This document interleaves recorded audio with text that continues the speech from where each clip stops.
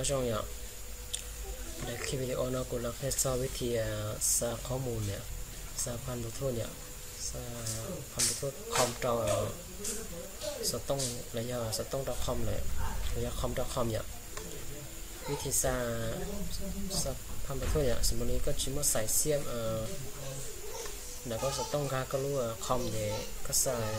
ทั่วเนี่ยสมมติสมมตินี่คอมมีจิตตาคือสัญลักษณ์บุตรน้อยอ่ะจะไม่สามารถมาค้นหาได้น้อยอ่ะในชาติบุตรน้อยอ่ะจะเนี่ยปอน้อยอ่ะจะเนี่ยติ๊กเนี่ยจะเอาน้อยอ่ะเขาชอบต้นให้เซนไฟจะเขาเนี่ยเขาเนี่ยสร้างข้อมูลต่อ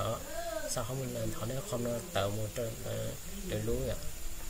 เขาข้างในเขาสมมติเราสร้างข้อมูลในงานก็ลบคอมหน่อยอ่ะเจ้าก้อนข้าวหน่อยอ่ะเขาวิธีที่จะยังแต่หน่อยเล่นกันแต่ตัวเสียงลำพูดหน่อยอ่ะอันนี้คลิกขวาอ่ะคลิกขวาจะเนี่ยคอยเซนไฟมันจะคอย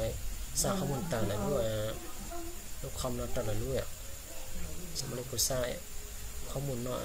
เขาลบคอมเราต่างเรารู้กูรู้สึกต้องอย่างอย่างงี้เขาเซนไฟเนี่ยแต่ก็รู้สึกต้องก็จะช่วยเปิดมุดทุ่นเนี่ย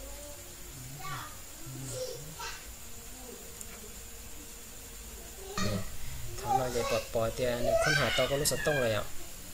จะกังคำมันเดี๋ยวก็ติงเดี๋ยวอะไรอ่ะก็ติงนั้นนะเจ๊ก็ปล่อยรู้คือไม่ติงเลยอ่ะก็สักติงเลยอ่ะ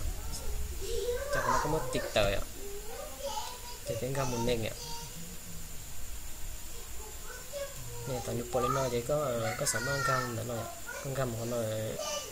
ก็เทียบกับข้อมูลเนาะก็จะสร้างมาต่อก็รู้เลยสับต้องเลยเนี่ยกำเลย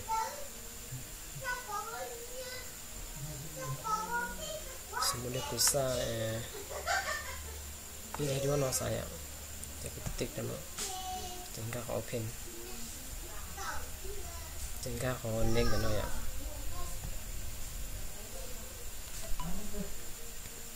แต่ฉันน่าจะนิสัยจะในเตือนเตือนคุณสต้องอย่างเกี่ยก็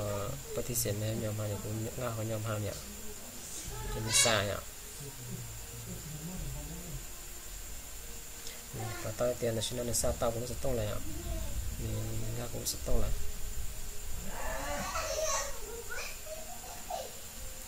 เจวิธีสร้างง่าคอมอย่าง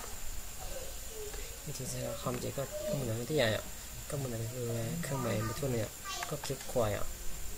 จะกังกับ receive ไฟล์เนี่ยถ้าเล่นน้อยเจก็มูลเนี่ยก็รู้สึกต้องเนี่ยเดี๋ยวก็จะสร้างชิ้นค่าก็รู้คอมเนี่ยเดี๋ยวก็สร้างอีได้ด้วยอ่ะ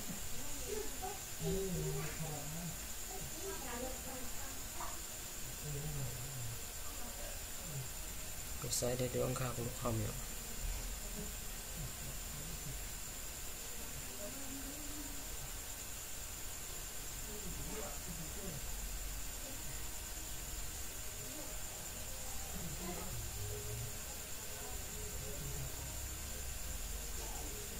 ฉันก็ใส่ได้ด้วยการคำเนี่ยตัวที่เพลสจิตตาละ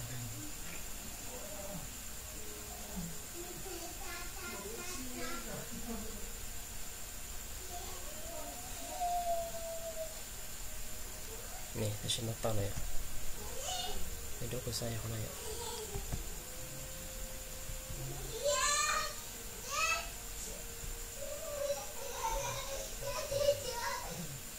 ก็